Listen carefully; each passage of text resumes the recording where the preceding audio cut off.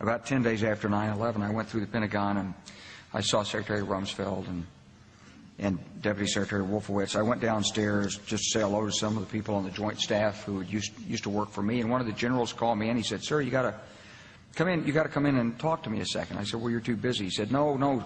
He says, "We've made the decision. We're going to war with Iraq." This was on or about the 20th of September. I said, "We're going to war with Iraq. Why?" He said, "I don't know." He said, "I guess they don't know what else to do."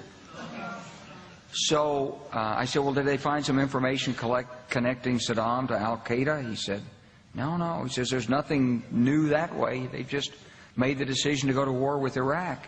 He said, "I guess it's like we don't know what to do about terrorists, but we've got a good military and we can take down governments." And he said, "I guess if the only tool you have is a hammer, every problem has to look like a nail." So I came back to see him a few weeks later, and by that time we were bombing in Afghanistan. I said, "Are we still going to war with Iraq?" And he said, "Oh, it's worse than that."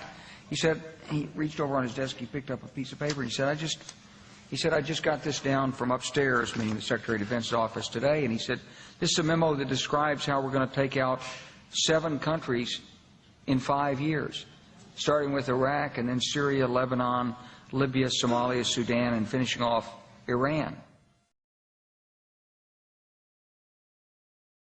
The truth is about the Middle East is, had there been no oil there, it would be like Africa. Nobody is threatening to intervene in Africa.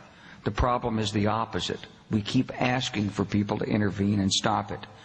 And there's no question that the presence of petroleum throughout the region has sparked great power involvement.